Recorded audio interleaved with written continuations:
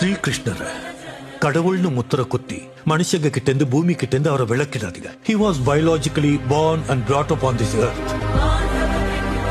கிருஷ்ணர் ஒரு மேத, இந்த பூமியில வாழ்ந்த மனுஷன். அவர் அப்ப சொன்ன தர்மம் மதம் இல்ல, வாழ்க்கை.